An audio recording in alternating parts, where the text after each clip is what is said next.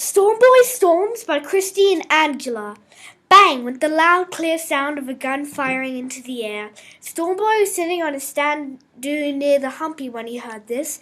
He jumped up and rushed to the spot where he heard the bang go. He found a dead, bleeding duck that was too late. He bowed his head deeply and picked up the poor bird.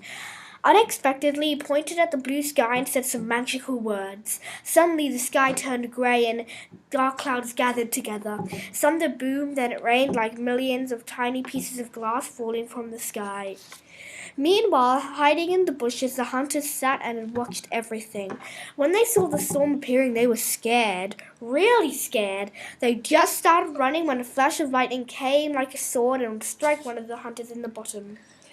Stormboy walked back to the humpy where for once Mr. Percival was napping under his old and rusty umbrella. Mr. Percival looked as if reading his mind. He snickered and snickered happily as saying what a good deed Stormboy did. Stormboy picked up Mr. Percival in his arms and they both went inside. The storm calmed down after 1 hour. Mr. Percival snickered and snackered boredly.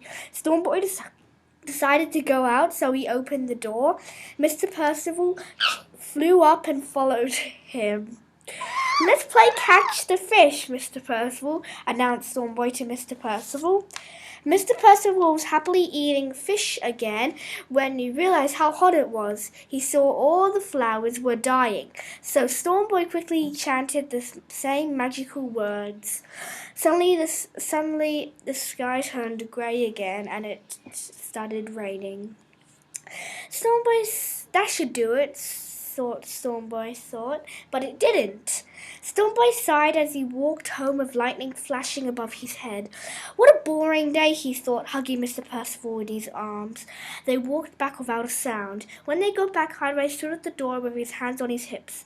"Well, where have you been? It's time for dinner." "Okay," replied Stormboy, looking at his feet.